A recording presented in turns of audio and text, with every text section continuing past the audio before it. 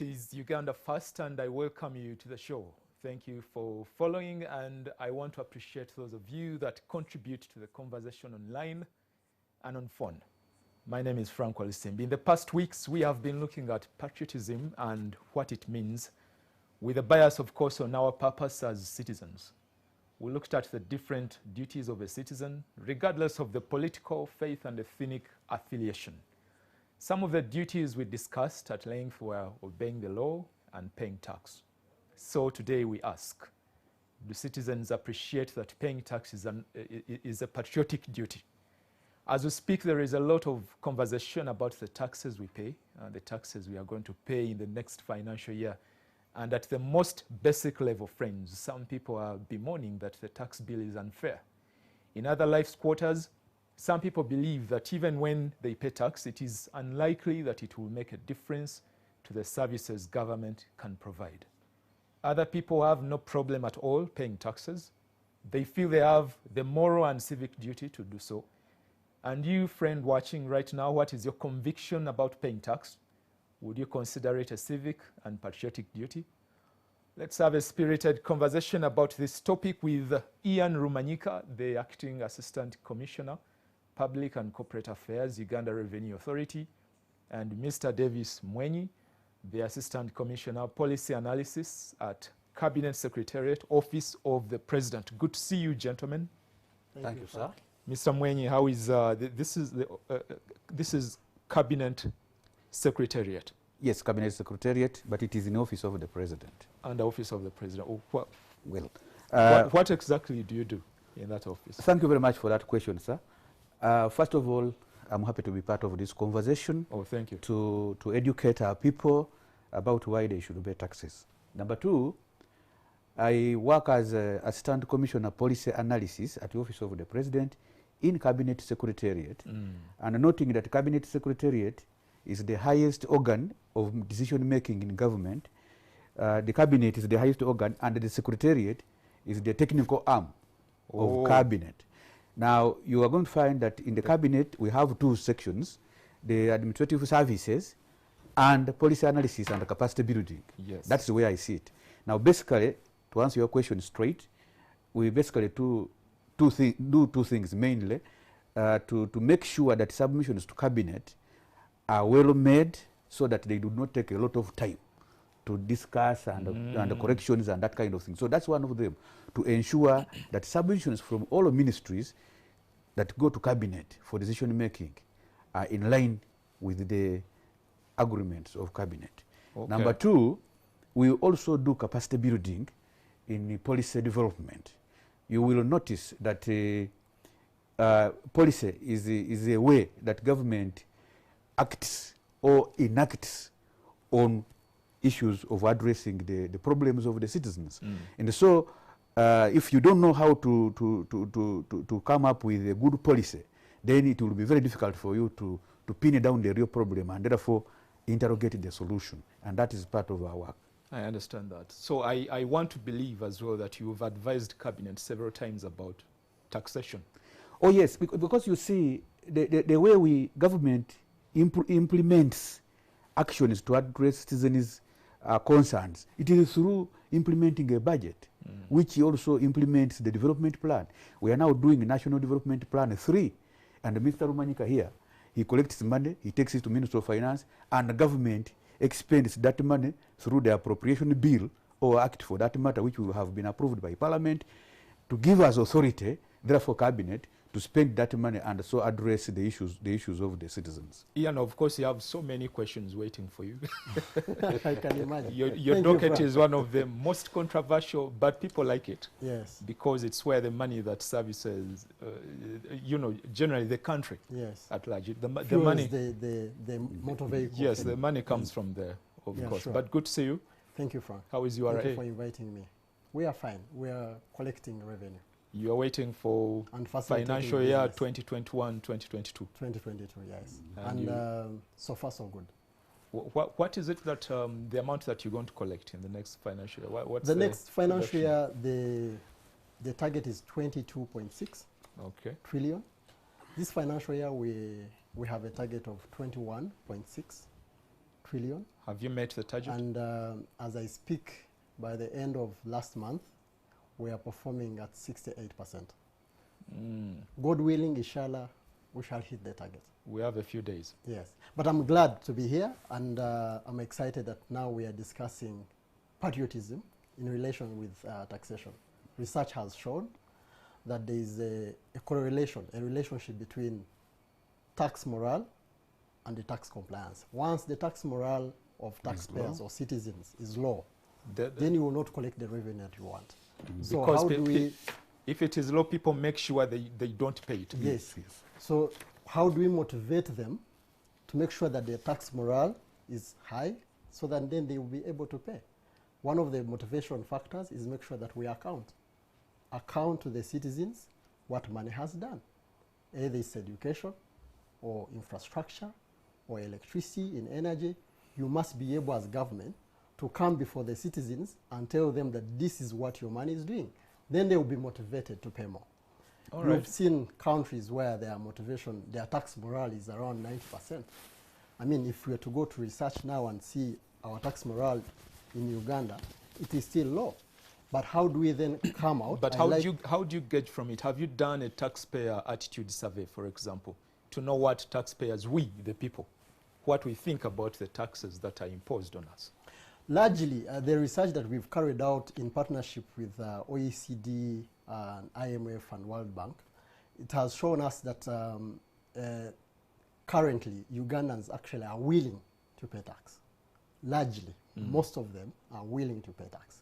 But what they demand is one thing: account for the money. If we get to know and get satisfied that there is service delivery, then we will pay tax willingly. However, the other thing is that as government, there are so many things that the taxes have done, but we have not probably come out in full, and I like the platform that you've given us, to come out and account and tell people that, look, in education, for example, you have over 12 million pupils now going to primary school under UPE, Universal Primary Education. So Ugandans may not know that it's because of their taxes that now young children can access free primary education. Or they may not know that every sub-county now has a secondary school. It has covered 80% over, so we have an ability to achieve 100%. Or they may not know that every parish has a health center. They may not know that, but it's because of them that that is provided. Or they may not know that the whole of the country now, we have over 150,000 paved roads. And they may not know that those roads must be maintained. 50,000 kilometers. Yes. Okay. Which means that if the Ugandans get to know this information, then they will start correlating 150,000 kilometers. or 15. 50,000 kilometers.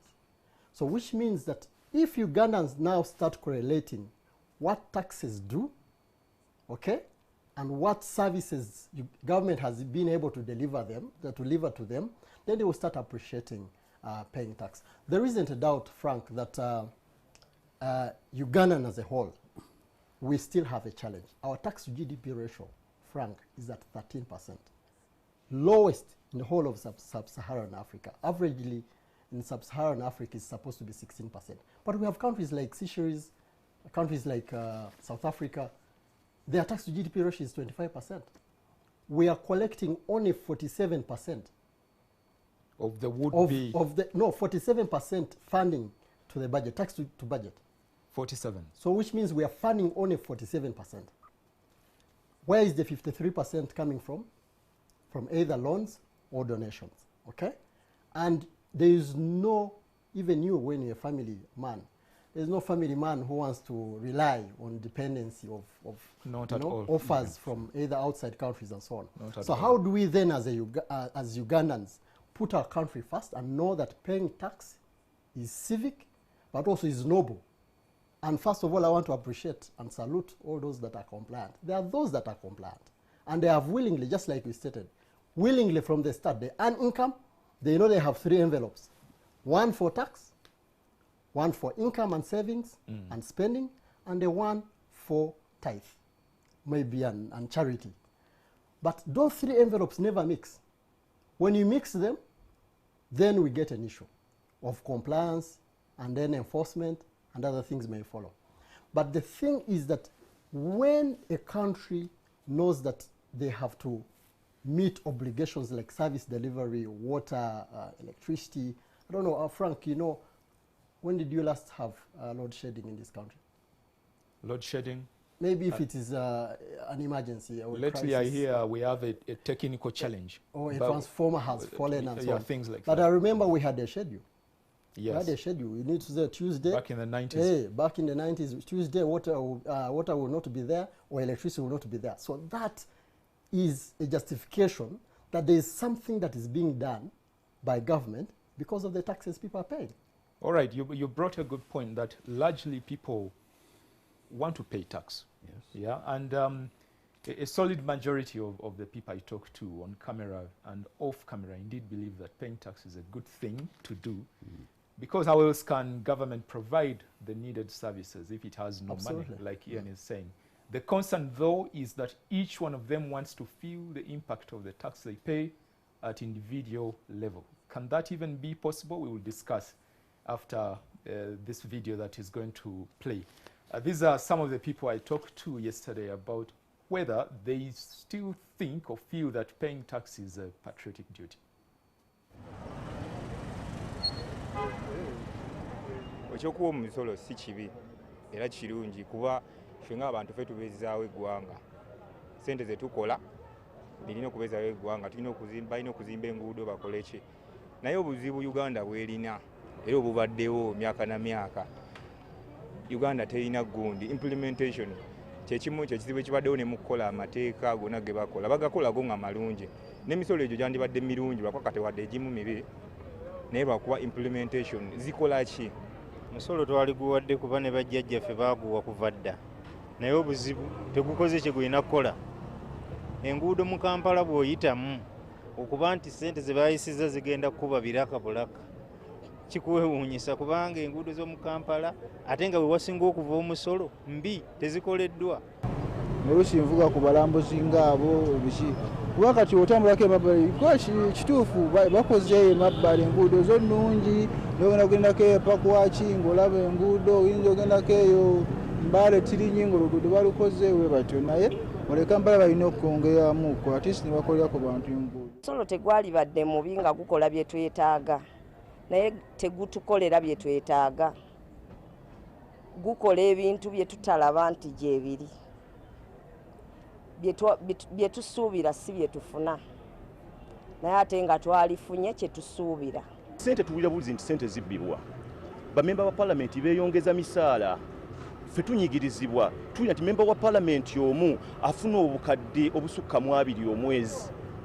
Omusawo afuna emitwalo 5 oba kakadde. Ffe tufunira wanga ffe Uganda erina bamemba ba palamenti abawera 5. Nsuubira ensi yonna eyagala okulaakulana yandibadde esasula omusolo. Abantu bandibadde bakola ki? Basasula omusolo. Eggwanga ne likiyambako okubanga lisobola okwetuusaako ebintu bye byandiyagadde n'ebintu bye tulaba mu nsi ez'enjawulo ntuba nga ffe tusobola obyekolera ffe kennyini nga netugenza okukola ki? Okukuŋŋaanya ssente wantu walala. So omusolo mulungi okuwa. Ebimativu n'ebikoleddwa ebitonotono si bimativu nnyo ne lwa nsonga bagezezzaako naye obuzibu bwenyina ku bantu ba gavumenti Bannayuganda bo nga bannansi basasula omusolo kuba buli lukya bawongeza ki baleetayo emisolo emipya. Bannayuganda tebaba bajeemu ne bakola ki ne basasula naye obuzibu bwe basasula bano abali mu gavumenti abavunaanyizibwa okukozesa omusolo ogwo okuteeka ebintu mu nkola ezimu ssente bakola ki bazitwala ne bazirya. Ensonga eyo ey'okuwa omusolo kiri mu mateeka okuwa omusolo era buli munnansi yenna bakakatibwako okuwa omusolo naye omusolo gwe tuwa ebiseera ebisinga tetufuna kye tulina kufuna mu musolo gwe tuwa. Essaawa zino otunuulira enguudo ze tukozesa ekituufu tetuli bamativu na musolo gwaffe kye gulina kukola. Aba URA ngamba bwe nti bwe baba baggye ku bantu omusolo batukomezeewo feedback nti guno gwe musolo gwakoze kino nti gwakoze oluguudo lw'Egindi, guno gwe musolo gwammwe, gwazimbye eddwaliro nno gwe twabajjako ku kino. Ndi musuubuzi, mpagira nnyo omusolo kubanga nguwa, naye ebiguvaamu tebisanyusa ffe nga bannansi. Olw'ensonga proposals zibeerawo, tukuŋŋaanya omusolo tukole kino, naye at the end of the day tetuyina kye tulaba. Era nafunye essanyu mu lugambo bwe nawulidde nti pulezidenti waffe yatandise okuimpozinga ku buli minisita akola eripooti ayogere ekyo kyakoledde abatuuze. Nze ekisinga okunyinga kugenda mu ddwaliro lya State Council gye nsuubira okuba nti omusolo gwange gukola nga ndi mulwadde, ne ngendayo ne bancekinga ne baŋŋamba gula ekitabo n'okigula, ne bakukebera dokita n'omulaba ate ne bakugamba tugenda ogula eddagala eri. Kaakati bw'aba muntu wakyala batasobola kola kintu kiringa ekyo. Ate ekirala omusolo gwe tuwa era gwandibadde mulungi kuba gwe kukola enguudo, gwe kukola amalwaliro, ne gusasula abakozi abakola mu gavumenti naddala ng'abasawo n'abasomesa abatusomeseza abaana baffe. Naye obuzibu obuliwo ate gye emisolo egyo abantu batandise okugyepe n'okugiwa olw'ensonga emisolo gyasukulwa. All right, those are some of the people I spoke to yesterday. Many of them, I think all of them are in Kampala city. And some of the questions they are raising, Ian and your team, I know you've answered these questions severally. I don't think I can even count the times. But yes, the question is, what is the money doing? That is always coming. And the duty is upon you. You were talking of, giving a report. And you had somebody there is raising a similar issue. And somebody was telling me around this time when we're about to cross into another financial year, URA would be giving us a report that billions from this is what we're able to do. This, I don't know. Okay. Yes, and I hear them, and I'm glad that they are validating the research that I earlier talked about. As much as we have a duty to collect taxes, but also as government, because as URA, I'm not saying that we are not government, but as URA, our mandate is to collect revenue, pass it on to government, apportion it, spend it.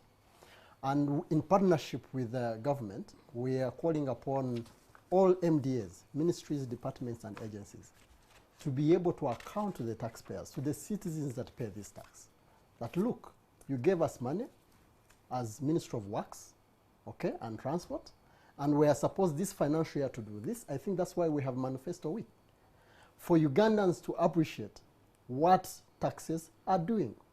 And you can see, just like we said, that the tax morale is correlated or related to the tax compliance. If they get to know and they get those answers, those questions answered through being accountable. That's why we have a campaign like My Taxes Work, that we are saying that if they get to know their taxes work, we are sure that the tax compliance will go high.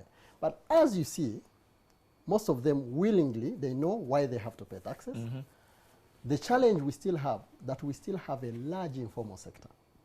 52% is informal. Is informal. Meaning that most of them are not registered for taxes. So what motivational factors do we put in place to make sure that if you earn income and you know that for sure you have to pay taxes, as they know from what you have carried out, a simple sample survey, that most of them know why they have to pay taxes. But most of them are informal. They don't have tax identification numbers. In fact, sometimes when you ask them the taxes they pay, they will tell you pay warm solo, because trading license is carried as if KCCA came here and I paid tax. But the central government revenue that we want from income tax, that if you earn income and you earn profit and you have a turnover and there is money you put in the drawer, what are you giving back to government to make sure that government provides you these services that you demand for? That before you say this road has a pothole, have you cross-checked how much you have paid for that to make sure that government fixes that pothole? However, all that said, is that as government, have we come out clearly to account to the citizens of Uganda for them to appreciate what this money does? That's $1 million question that we need to answer. As government, as the ministry, because it's not the taxman's role, though we know that it is a hindrance to tax mobilization. That's why we carried out campaigns like Because of You. You've seen it. Because of You, taxpayer, it's because we have hospitals. Because of You, we have markets built. Busia Market, Tororo Market, Toro Market, Fort Portal.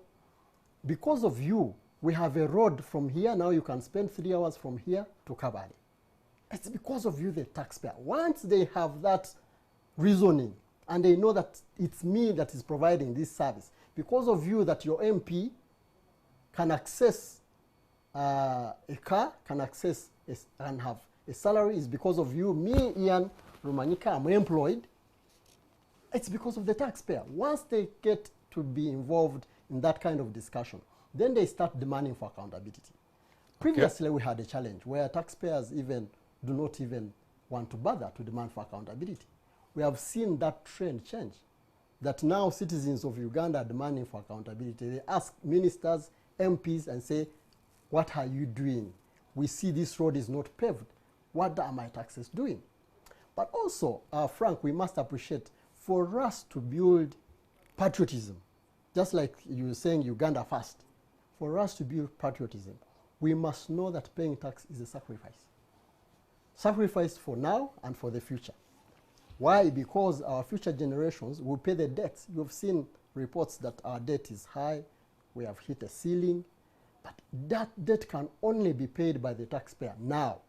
Yeah, I think before it grows bigger. Before it grows bigger. All right. Yeah. Mr. Mwany, I wanted to, you want to supplement? Yes, I wanted to supplement. Supplement, and then I'll ask my question. Yes, I wanted to supplement, Frank, that annually, His Excellency the President usually speaks to the nation in what we call State of the Nation address, and he gives accountability of his actions of the previous year and how the economy is performing and many other things.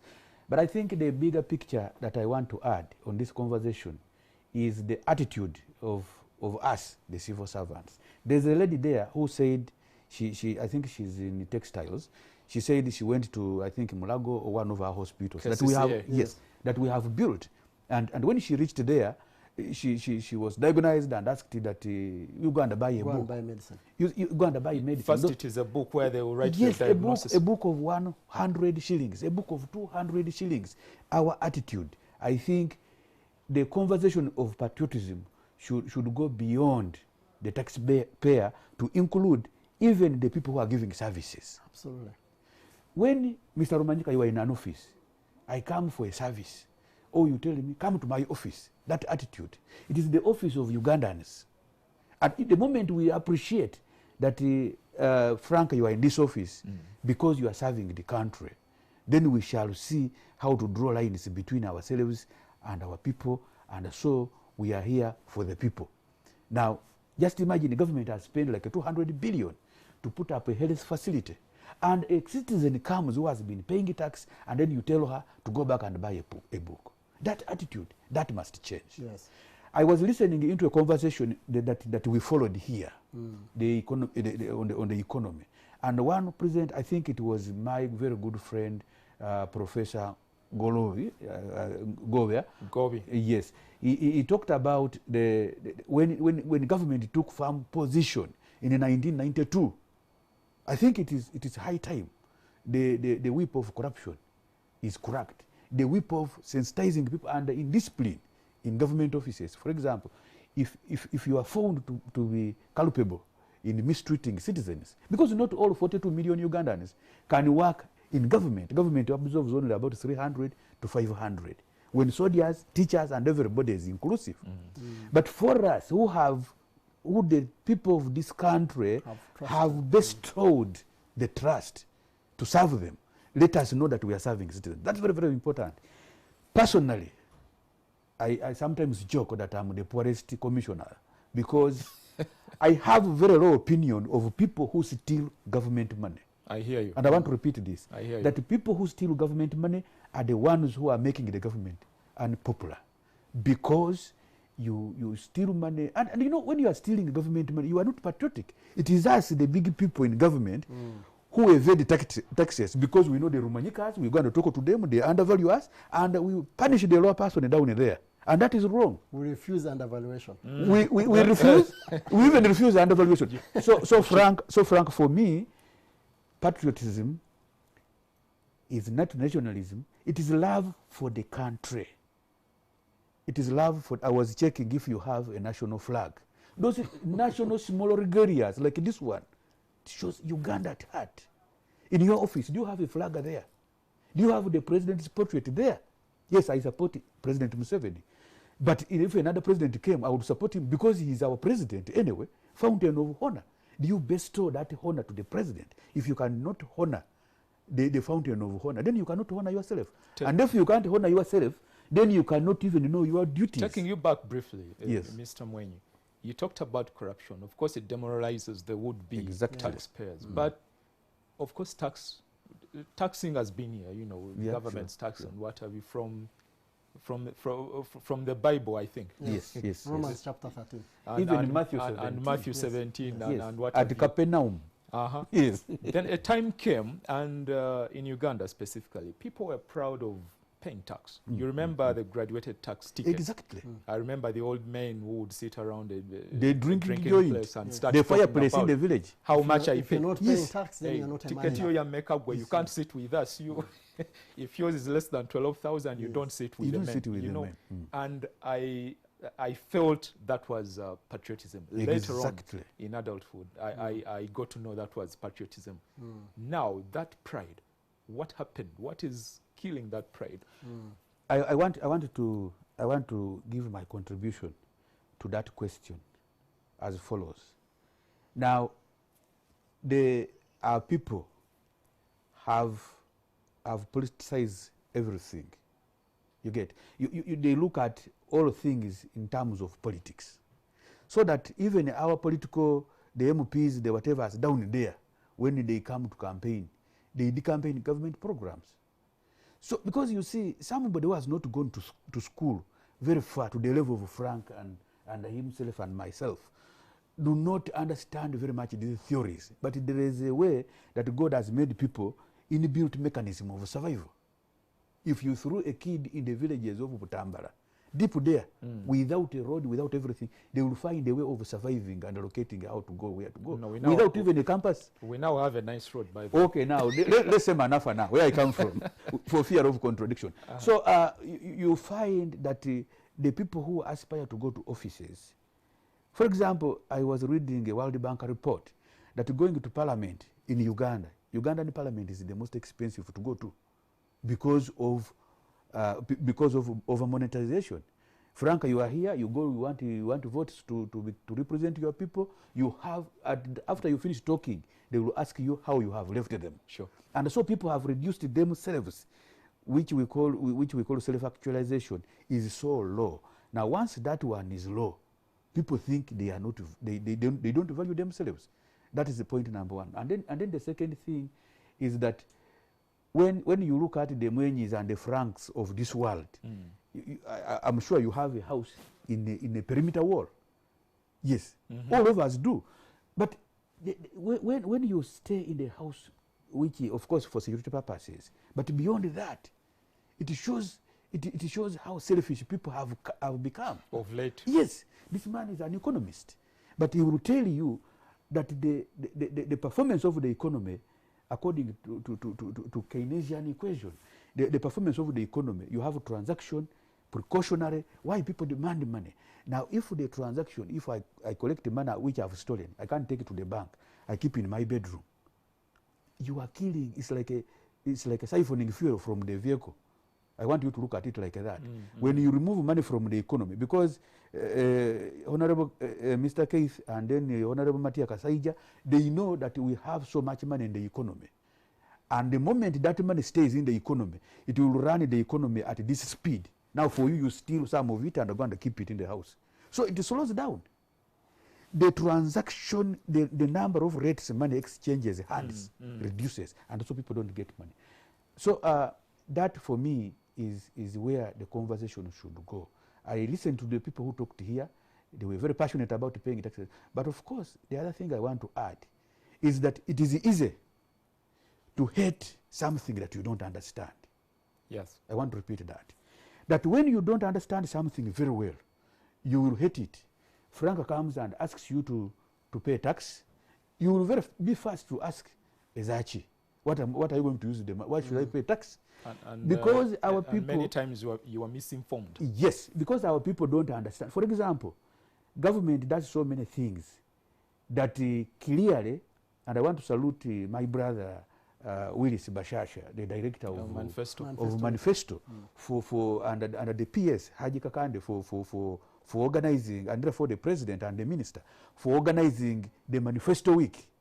The Manifesto Week exhibits what we have been doing for the people for the last year, and so people are free to ask.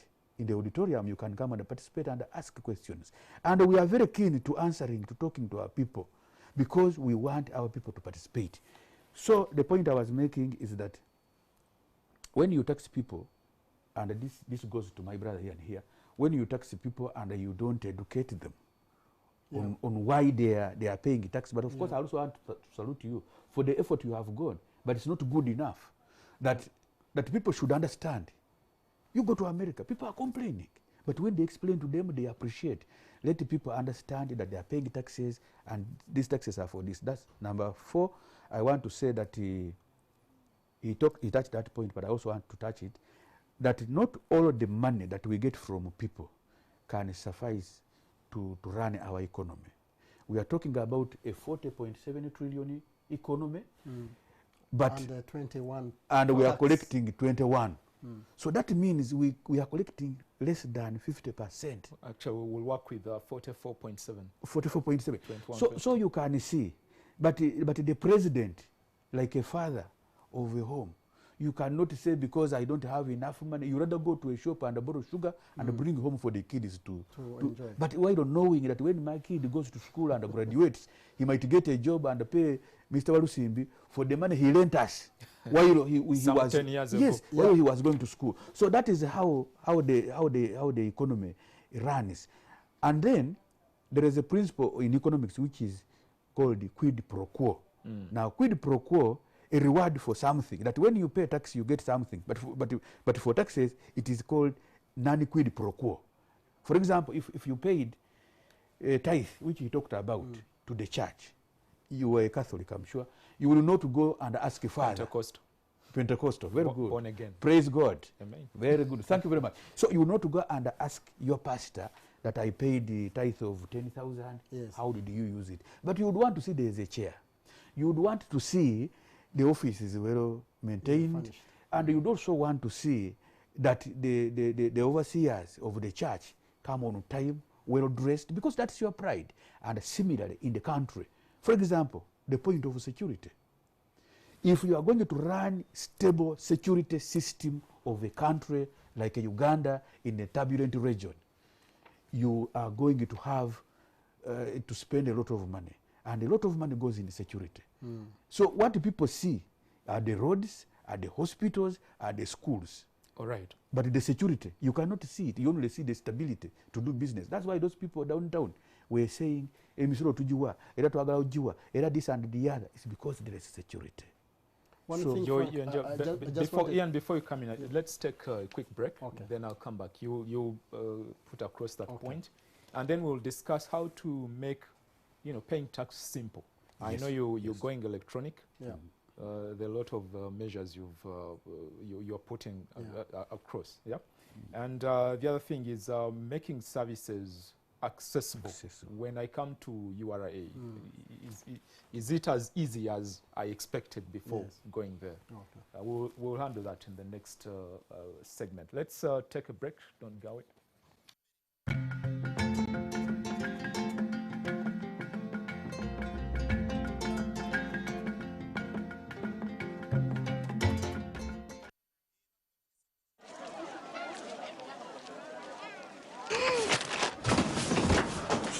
your gums hurt? Yeah. Does your toothpaste contain sage, eucalyptus, myrrh, chamomile? All that in one toothpaste? Yes, try Colgate Herbal. Colgate Herbal contains nature's best herbs and Colgate's fluoride technology to give you strong teeth and healthy gums. Ah, Colgate Herbal. Let's go. Colgate Herbal for strong teeth and healthy gums naturally. Hey, now that's hitting the right notes. When life gets boring, we bring out our play. You see, playfulness is in our DNA. It's in the way we move and laugh. It's in the way we walk, the way we rock, and how we just don't stop. You feel me? We add color to everything, to every day and every dish, because the world needs our crazy. We're the different flavors that make life more exciting. We're the ones who add color to every moment. Fanta, color every moment.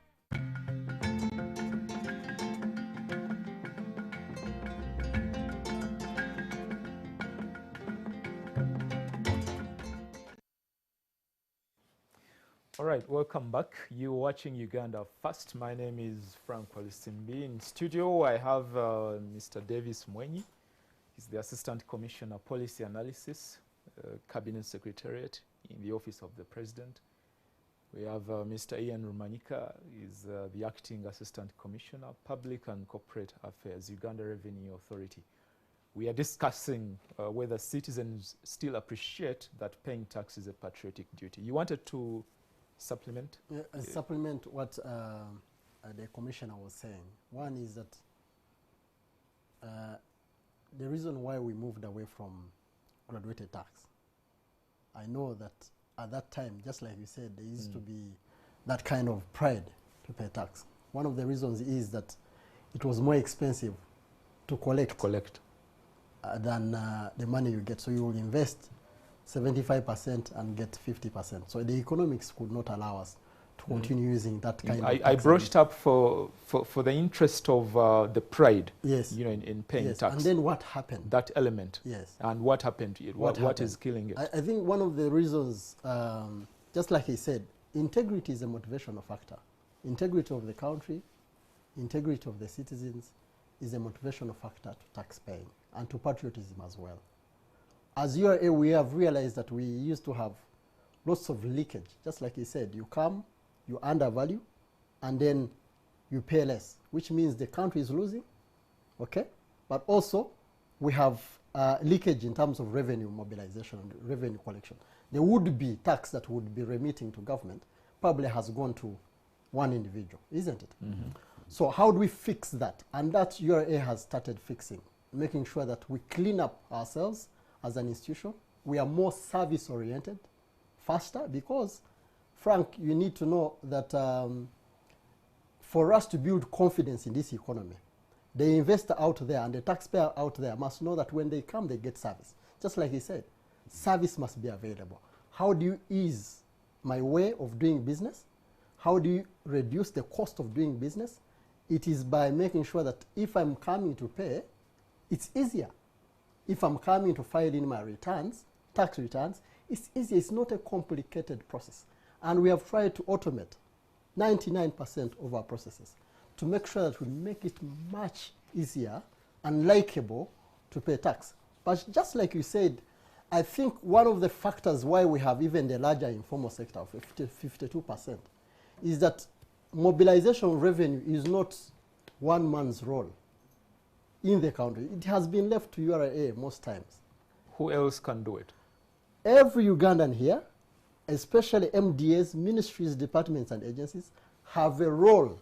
One, to interest citizens, but also to account and mobilize for revenue. Why?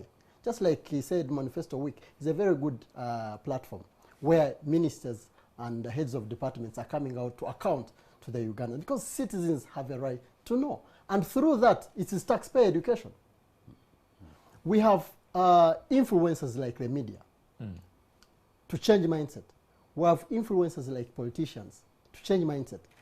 If you do not have a platform and buy-in from them, from the top, as leaders, for them to pass on this message to the citizens, and that's why in the taxpayer education that we have designed now, the micro taxpayer education, where we need to reach every citizen of Uganda, the current taxpayer register is 1.7 million taxpayers. That is it? 1.7 million taxpayers.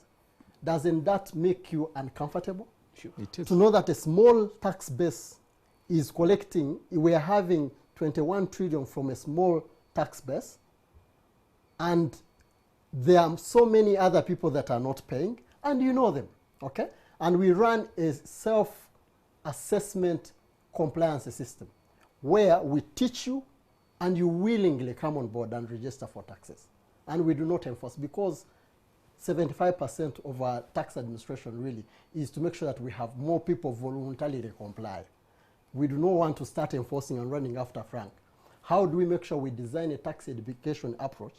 Someone understands their rights, someone understands their obligations, and then they come willingly to pay tax. So the obligation of educating, of awareness of why we need to pay tax must cut across to all government bodies, but also to citizens that have influence, the media, the politicians.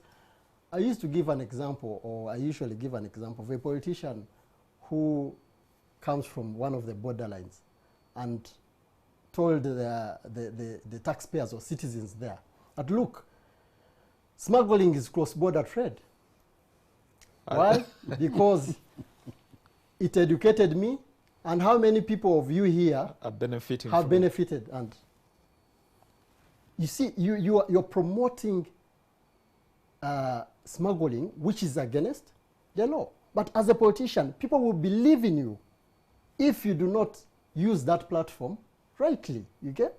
So the information that also we pass on to the taxpayers will affect the patriotism spirit, will affect the morale of people paying tax. So if we take it upon ourselves as a responsibility for all of us to educate, to create awareness of why people have to pay taxes, and what, I usually give an example that the revenue we collect, and Ugandans must appreciate that usually Ugandans on Twitter or Ugandans on Facebook, they start comparing and say, you look at what this country is doing. Why not us? Why not us? But the truth is that it starts with me as a Ugandan. If you look at the revenue we collect, Netherlands collects that revenue in 1 day for a full year. In a single day? Single day, like this. And then you will find a Ugandan saying, in fact, when you go to, when you read data and you find out in the region, Uganda has the lowest rates. Yeah. Because most people will say the tax rates are high, but Uganda has the lowest rates. Burundi has the highest. Yes, the truth of the matter, Frank, is that we have a small tax base. We have a large informal sector. And this sometimes is being promoted by the fact that we have not taken the responsibility, okay, to know that paying tax is a civic duty, but also to bring everyone on board, because it will be unfair for you, Frank, to come and invest in a business, willingly pay tax, and yet the same person who has invested in another business is not paying tax. They will outcompete you, isn't it? So how do we create a fair ground for all Ugandans to make sure that we expand the tax base? 1.7 million taxpayers still a small tax base. Indirect taxation redeem that? Indirect taxation has always redeemed that, but it is not enough to fund the 90% or 99% that we want to fund. Because I understand the 1.7 million you're talking about are the likes of us who pay as you earn, income tax. Of those 1.7 million taxpayers. Corporation tax, I don't know, and yes, what of else? Those 1.7 million taxpayers, my brother, the active ones are less than 300,000. So, which means that you have some taxpayers who have registered to transfer a motor vehicle.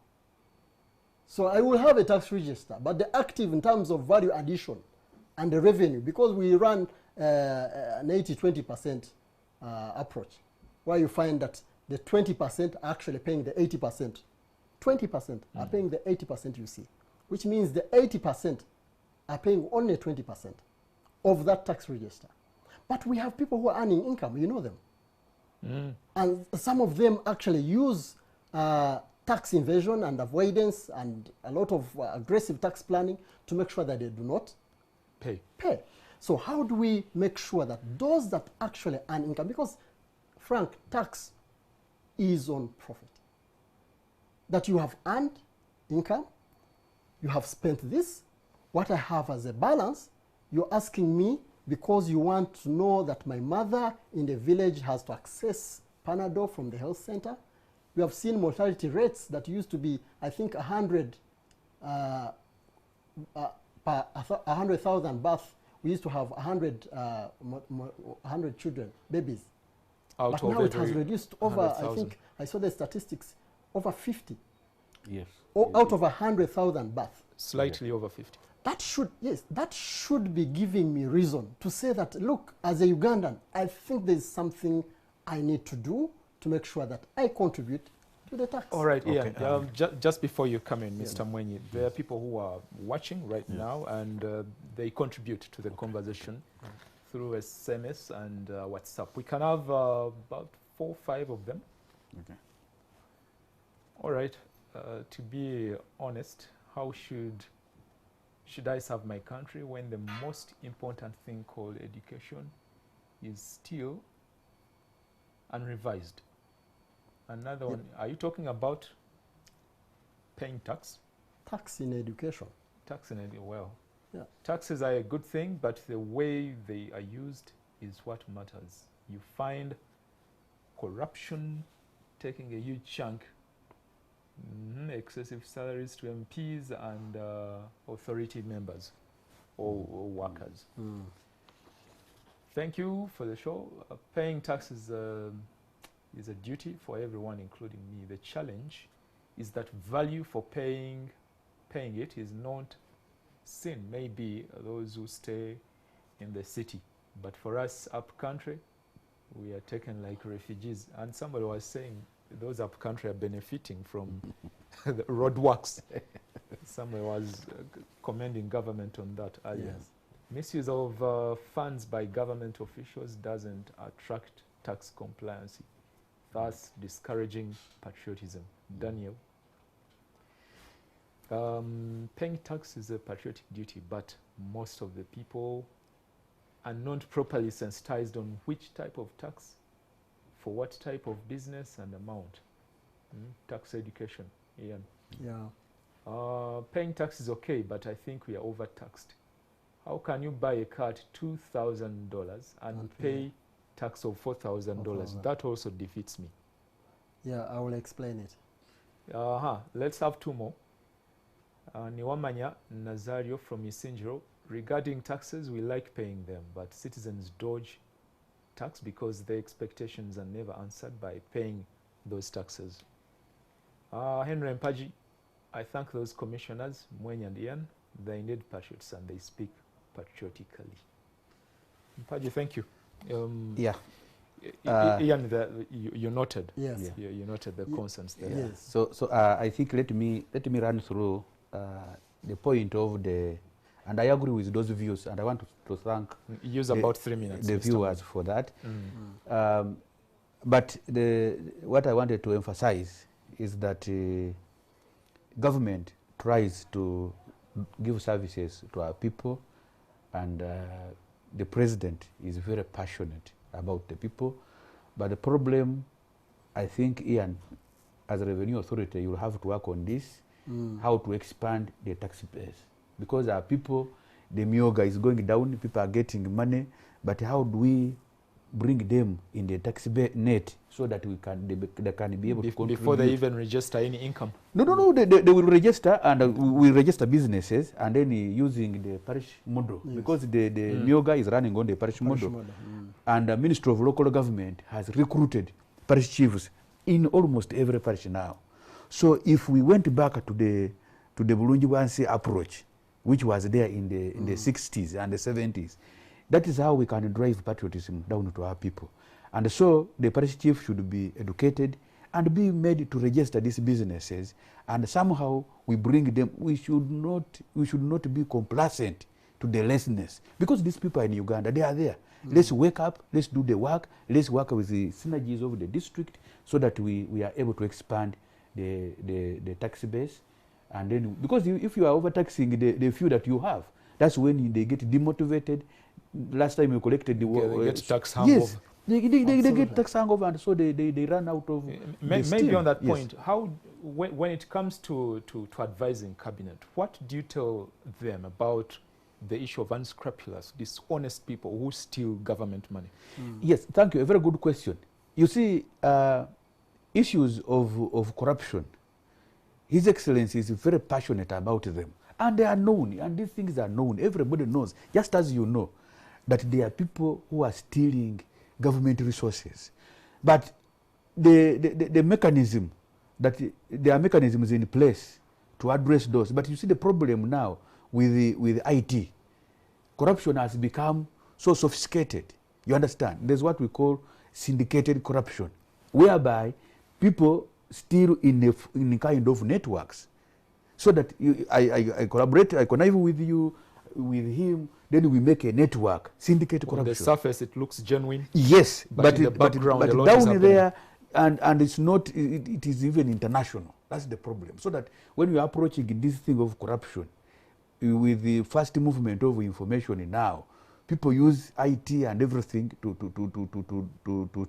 steal. And so you need to really have a network across the borders and also internationally to make sure that you bring them in the net. And also you can see what Madame Nakalema is doing. She has a lot of steam when these things come up. But when you go to traditional IGG, you get. When you go to traditional IGG, for me, I was telling you that I worked in the office of the Prime Minister, I crossed to the office of the President. My income is known. You understand? I do not have a reason to have things which are beyond a certain income. Maybe for the future we should think of introducing life audit, whereby you, Frank, you came here from the university, you have been earning 3 million, and even if you got loans, this is how far you could go. But you have a wealth of 2 billion. Where did you get that money? So those hard questions. In a space of just a year or two. In a space of just, so those hard questions should be asked. And when people know that those hard questions are going to be asked and they are going to be brought to task, they are going to begin fearing. As I finish, in Singapore, Prime Minister Lee Kuan Yew, he died in 2017. Of course, he had retired, but he was one of the most illustrious leaders. A Prime Minister took a bribe from international cartels for an international tour. When he went there, he came back and they asked him where he had been. It was discovered that he had taken a tour. He had been offered a bribe for a tour in order to influence his decision.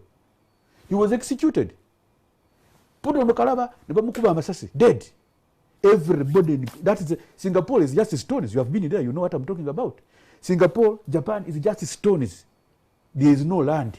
But because people work and they don't steal resources which are meant to do something, that's how those countries have transformed. So what we need to do as patriotic Ugandans, we should say no to corruption and say no to it. Don't glorify in your church. Don't glorify when I come to your church and I pay 100,000 and yet I earn 1.3 million. That means my income is 40,000 per day. Where did I get the 100,000 to donate to your church? You should ask people those questions instead of giving them front chairs. The big donors are given the front seats. You give them front seats and you know, you glorify them. Then you come here, you say corruption. And there is this belief that being honest at a place of work is a backward thing. You know, you given a job, you know that. Yeah. So my brother, for me, as I have said, I think we have a good will. Of course, you hear, you interview people, they say big fish, small fish, categorization of that. But if you have evidence, there is no way the president has ever said now somebody should not be prosecuted. He has dropped some of his ministers, he has dropped commissioners. Yeah. So we need to... Yes, the point of buying education, a car. And then the car. One thing... That featured a lot yesterday. Yes. We didn't put it on camera, but... on screen, but yesterday I had that. Thank you, Frank, and the viewers. I would like to, first of all... Car is $1,700. Yes, I appreciate these comments. And first of all, they show me that we still have a job to do. First of all, we have the willingness of taxpayers. They are saying we are willing to pay tax. But look, this is what we are demanding. One, they are demanding education. Micro taxpayer education. And our strategy, a new strategy, is going to approach that.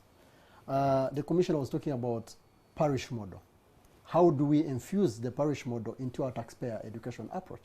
Someone is receiving money at a parish level through a MIOGA, but they have no tax identification number.